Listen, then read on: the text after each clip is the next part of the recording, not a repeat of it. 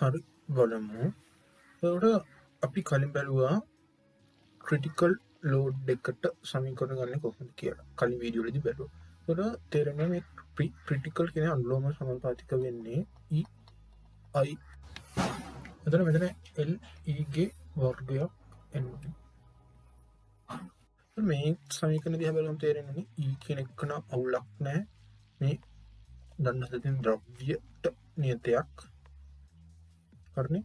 එතකොට L effective කියන එක අවුලක් නැහැ. ඒකත් අපිට ගන්න වෙන්නේ මෙයාගේ කන්ඩිෂන් එක බලලා. කියන්නේ මෙයා සම්බන්ධ වෙලා තියෙන්නේ කොහොමද කියලා බලලා මේ දෙන්නගේ අවුලක් නැහැ.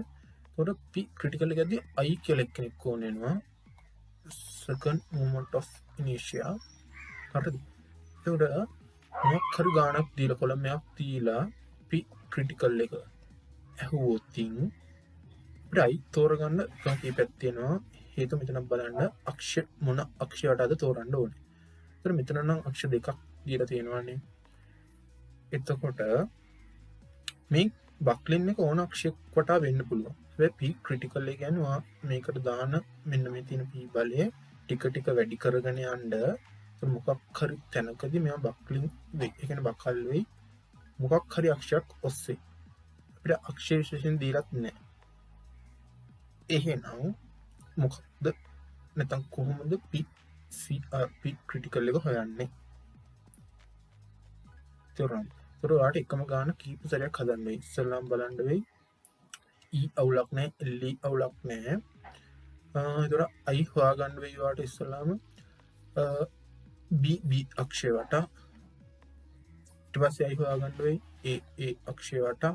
ඒතර මේ P ක්‍රිටිකල් එක හොයද්දි ඔයාලට ඉස්සෙල්ලා මෙතන I වෙනකොට IBB දාලා P ක්‍රිටිකල් උත්තරයක් ගන්න වෙයි පළවෙනි අවස්ථාව විදිහට. ඊට පස්සේ ආය අර ටිකම දාලා IA ආදේශ කරලා දෙවෙනි අවස්ථාවට උත්තරයක් ගන්න වෙයි. එතකොට උත්තරින් මේ ක්‍රිටිකල් වැලියු දෙකක් PCR එක PCR2 නැත්නම් PCR දෙක කියලා කියමුකෝ. එතකොට මේ දෙන්නන්ගේ චෙක් එකක් කරන්න වෙයි. PCR1 අඩු වෙනම් PCR2ට මේ P ක්‍රිටිකල් කියලා ගන්න වෙන්නේ මෙයා. නිකන් කිව්වේ උදාහරණයක් විදිහට. හරිද? ඒක කරදරේ නේද? අක්ෂර ගොඩක් තිබ්බොත් එහෙම හැම අක්ෂරම වගේ චෙක් කරන්න වෙයි. ඒක නිසා අපි කලින්ම මේක තීරණය කරගන්නේ කොහොමද කියන්නේ P ක්‍රිටිකල් එක හොයද්දී මොන අක්ෂය වටාද මෙයා ඉක්මනට නැත්නම් ඉස්සරලාම බක්ලින් වෙන්නේ කියලා තීරණය කරන්නේ කොහොමද? ඒකයි බලන්න යන්නේ. මේකෙදි නම් මම මේ උඩින් බලන්නකො මේ රූපෙ දිහා උඩින් බලද්දී පේන්න තියෙන්නේ මේවනේ උඩ නිකන් ඍජු කෝණාශ්‍රයක් වගේ පේ අක්ෂ දෙකක් පේන්න ඕනේ. මෙහෙම එක අක්ෂයක් මෙහෙම තියෙනවා. අනිත් අක්ෂේ මෙහෙම තියෙනවා. හරිනේ. එතකොට මේ අක්ෂ A මේක B. එතකොට අපි ඉස්සර බලන්න ඕනේ මෙයා බක්ලින් වෙන්නේ මොන අක්ෂයේද? එහෙම බැලුවොත් අපිට කරන්න වෙන්නේ I අඩු මොන අක්ෂයේද? A අක්ෂයට තමයි ඉස්සෙල්ලා මෙයා බක්ලින් වෙන්නේ. හරිද? I අඩු අක්ෂයට තමයි ඉස්සෙල්ලා බක්ලින් වෙන්නේ. I ගෙන් අපි බලන්නේ ඇත්තට අපි B අක්ෂයට සාපේක්ෂව කියමුකෝ. මේ අක්ෂයට සාපේක්ෂව මේ එයාගේ ස්කන්ධයේ ව්‍යාප්තිය නැත්නම් විස්තරීම වගේ සීන් නැත්නම් බලන්නේ. උදාහරණයක් විදිහට මෙහෙම ගන්නකො මෙන්න මේ වගේ තැනක් ගන්නවා. මේ වගේ තැනක වර්ගඵලය A1 කියලා ගන්නම්. මේ අක්ෂේන්ද්‍ර මෙයාට තියෙන දුර R1 කියලා ගන්නම්. ඊට BB අක්ෂය සාපේක්ෂව I1 ගත්තී මට කරන්න වෙන්නේ මේ අංශුවට තියෙන දුරගේ වර්ගයේ වතාවක් මේ අංශුවේ වර්ගඵලය. ඔහොම හැම අංශුවකටම දැන් මෙතනත් අංශුවක් ඇති ඔහොම අංශු ගානාවක් ඇතිනේ. වගේ වර්ගඵලය ගුණ කරන්න වෙනවා මේ අක්ෂය ඉඳලා අංශවල තියෙන තුනේ වර්ගයෙන් මොහොම එකතු කරන් යන්න වෙනවා i bb එක ගත්තී. වගේම i a එක ගත්තී. කියන්නේ a අක්ෂයට සාපේක්ෂව ගති කරන්න වෙන්නේ මේ වගේ අංශුවක් ගමුකෝ. මේ වගේ තැනක අංශුවක් ගමුකෝ. කෙලවරම මේ පැත්තට මේ දුර බලන්න යන්න r2 කියලා ගන්නම්. වර්ගඵලය a2 කියලා ගන්නම්. එතන මේ අක්ෂර සාපේක්ෂව i එක ලියද්දි a2 වරක් r2 වර්ගය. හරිද?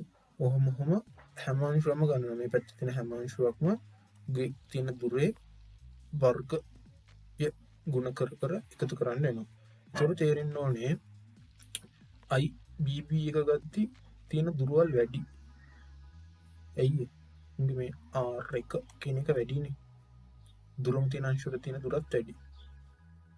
මේකනේ ඈතින්ම තියෙන්නේ bb අක්ෂර සාපේක්ෂව දුරවල් වැඩි. උන්ගේ වර්ගයේදී තවත් මේ උත්තරේ ලොකු වගයක් එනවානේ. ඒකට තේරෙනවා i bb කියන එක ලොකු වගයක් නේ. කනිත් පැත්තෙන් ලොකු වගයක් එනවා i a ට සාපේක්ෂව. හරිනේ?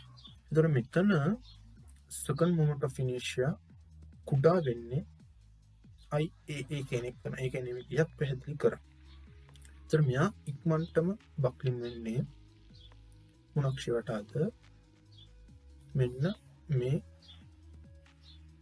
i a අක්ෂයට. ඒක තමයි මේක මෙහෙම බක්ලින් වෙලා තියෙන්නේ. හරිනේ? එතකොට p ක්‍රිටිකල් එක හොයද්දී අපි ප්‍රෙසිෂන් අක්ෂයක් දීලා නැත්තම් අපිට එන දේ තමයි එකම ගාන කීප දෙයක් හදන්න වෙනවානේ. එතකොට මේ අක්ෂයට දාලා බලන්න, අනිත් අක්ෂයට දාලා බලන්න. ඒක නිසා අපිට i එක ඉස්සලාම චෙක් කරගන්න පුළුවන් නම් අක්ෂයට අදාළව i අඩු මොන අක්ෂයටද එතනින් තමයි p ක්‍රිටිකල් එක හොයාගන්න වෙන්නේ. හරි.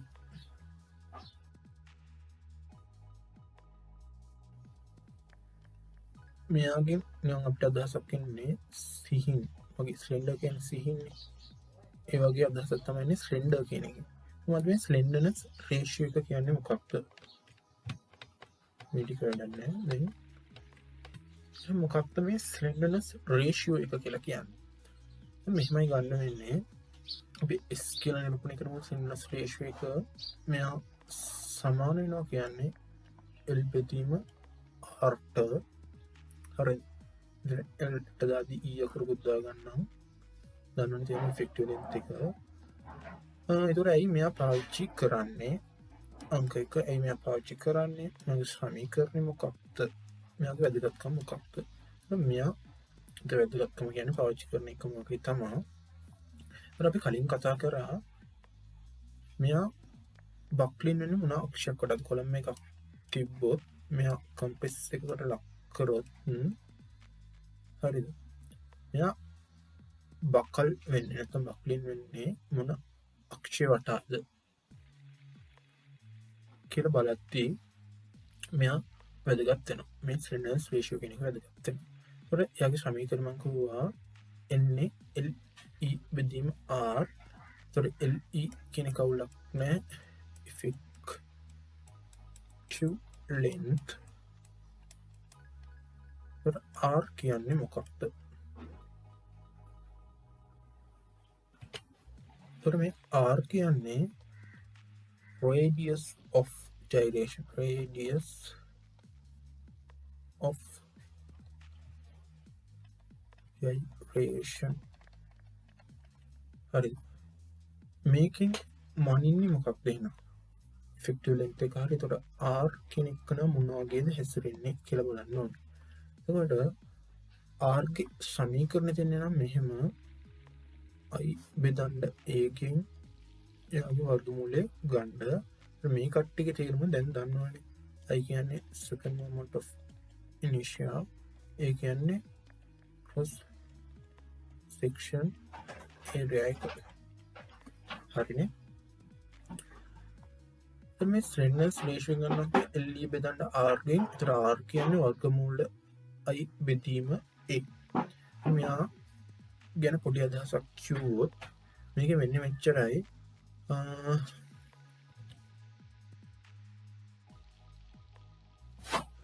ඒක කලින් මම මතක් කරා I ගන්න වෙන්නේ මෙතන මෙහෙමනේ. එක එක අංශුව ගන්න මේ වර්ගඵලය ගුණ කරන්න ඒ කට්ටියට තියෙන දුරේ වර්ගයට. මෙතන R1 කියලා ගන්නවා, මෙතන R2 කියලා ගන්නවා, R3 කියලා ගන්නවා, R4 කියලා ගන්නවා. එතකොට I එක ගන්න යන්නේ දැන් මම x අක්ෂය වටා ඒකට ගන්න වෙන්නේ A1 ගුණ කරන්න R2 වර්ගය ධන A2 ගුණ කරන්න R2 වර්ගය ධන A3 ගුණ කරන්න R3 වර්ගය එකතු කරන්න A4 ගුණ කරන්න R4 වර්ගය ධන ඔහොම an ගුණ කරන්න Rn ගේ වර්ගය. හරිනේ. මේ සෙට් එකම ගුණ කරන්න වේ. එතකොට මම ගන්නම් මේ සම්පූර්ණ එක්කෙනාගේ වර්ගඵලය A ඒ වගේම අංශු n ප්‍රමාණයක් තියෙනවා. අංශු n ප්‍රමාණයක් තියෙනවා කියලා. ඒත් I x එක ලියද්දී මට ලියන්න පුළුවන් AI RI ගේ වර්ගය සිග්මා දාලා ලියන්න පුළුවන්. तर IXX ලියන්න පුළුවන් සිග්මා AI RI ගේ වර්ගය කියලා. तर මෙතන අපි වෙනස් සංකේතන පෙන්නන්නේ A1 A2 කීක වෙනස් සංකේත ගත්තට ඇත්තටම මේ ගන්න වර්ගවල සමානයි. ඒත් මම ගන්නම් A1 සමානයි A2 සමානයි A3 සමානයි A4 මේ කියන සෙට් එක සමානයි සිම්පල් A කියලා. හරිද? මෙතන සිග්මා AI RI වර්ග කියලා ගත්තී මෙතන AI වෙනකොට එකම සිම්පල් A කෙනෙක් එන්නේ. එතකොට මම කලින් කිව්වා අංශු n ප්‍රමාණයක් ඇති කියලා. ඒතර තව එකක් ලියන්න පුළුවන් මුළු වර්ගඵලය එනවා. එක්කෙනෙක්ගේ වර්ගඵලය Aලු අංශු ඉන්නවා n ප්‍රමාණයක් එන මුළු වර්ගඵලය ලියන්න පුළුවන්. කැපිටල් A සමාන සිම්පල් A වතාවක් n කියලා. හරිනේ. මේකත් පාවිච්චි කරලා මෙතන දාන්න පුළුවන් මට මේ A අකුර වෙනුවට සිම්පල් A හරිද? සිම්පල් A RI වර්ග කෙනෙක් සිග්මා එනවනේ. එතකොට මෙතන සිම්පල් A වෙනුවට දාන්න පුළුවන් මට A බෙදීම n කියලා. මෙතනින්. එතකොට මෙතන ලියන්න මට A RI වර්ග බෙදීම n කියලා මෙතන I IXX තමයි කවන්න අපිට ඕන සමීකරණ ගන්න ඕනේ හින්දා මම කියලා දාගන්නවා. මෙතන බලන්න අන්තිමට අපිට ඇවිල්ලා තියෙන්නේ second moment of inertia I කෙනෙක් කරන මෙන්න මෙහෙම කෙනෙක් යන්න පුළුවන් කියලා. A RI වර්ග බෙදීම n කියලා මේ සමීකරණ දිහා පොඩ්ඩක් බැලුවහම I අවුලක් නැහැ. මේ RI වර්ග බෙදීම n වෙනුවට දාගන්න මම R වර්ග කියලා. හරිද? R වර්ග කියලා. ඇත්තටම අපි මෙච්චර කතා කර R වර්ග නැත්නම් R කෙනෙක් කරන radius of gyration කෙනෙක් කරන මේ R. හරිද?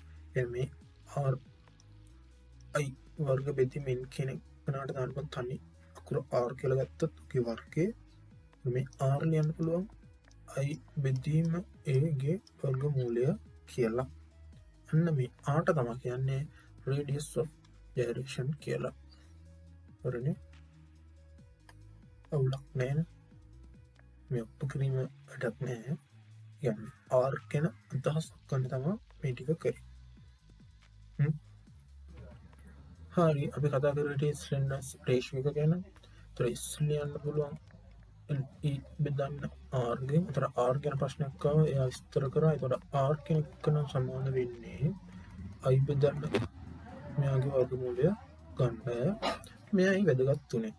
අපි කතා කරා බක්ලින්නක් වෙද්දි අදාළ අක්ෂය තෝරගන්න ඕනේ. ඉස්සෙල්ලා මෙන්න P ක්‍රිටිකල් එක හැද්දී I අඩු අක්ෂය වටා තමයි බක්ලින් එක වෙන්නේ. මේ ස්ලෙන්ඩර්ස් රේෂියෝ කියන එකත් වැදගත්. ඒක චෙක් කරගත්තී. එතකොට මෙහෙම වුණනම් බලමු. සිග්මා කියලා දාන්නේ අපි ස්ට්‍රෙස් නේ. එතකොට සිග්මා CR ක්‍රිටිකල් ස්ට්‍රෙස් එක ලියන්න පුළුවන් p ක්‍රිටිකල් බෙදන්න a ගෙන් හරිනේ එතකොට p ක්‍රිටිකල් වෙනුවට දාන්න පුළුවන් p ක්‍රිටිකල් එකට වෙනුවට දාන්න පුළුවන් අපිට pi වර්ග e i බෙදන්න l වර්ගයෙන්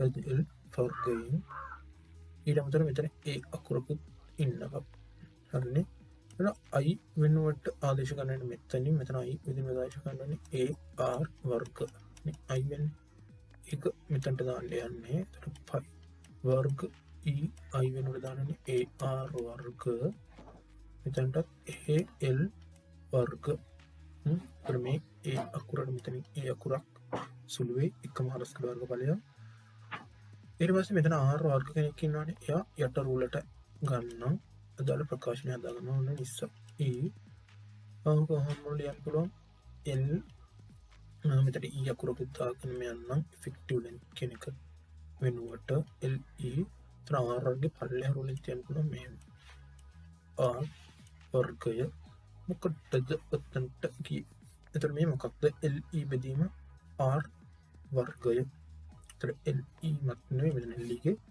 වර්ගයකුත් වෙනවානේ එතන මොකද්ද මේ le බෙදීම r ගේ වර්ගයනේ මෙතන තියෙන්නේ මෙහෙමනේ le බෙදීම r ගේ වර්ගය ඒ කියන්නේ මොකද්ද effect මේ slenderness ratio එක එහෙනම් උඩට දාන්න පුළුවන් මෙහෙම ගමු sigma cr pi වර්ග e බෙදන්න ඕනේ මෙතන තියෙන්නේ ler කියන සම්පූර්ණ එක්කනගේ වර්ගයනේ ඒ කියන්නේ slenderness ratio එකේ වර්ගය මේක තව පොඩ්ඩක් බලුවහම sigma cr කියන එක්කන ප්‍රතිලෝම සමානුපාතික වෙන්නේ slenderness ratio එකේ වර්ගයට ප්‍රතිලෝම අනුලෝම නම් එකයට slenderness ratio එකේ වර්ගයට එහෙනම් මොකක් හරි slenderness ratio එක හොයාගත්තා නම් අපිට p critical එක ලේසියෙන්ම ගන්න පුළුවන් ඒ කියන්නේ හැම අක්ෂරයකටම හොයන්න නැතුව p critical එක ගන්න පුළුවන්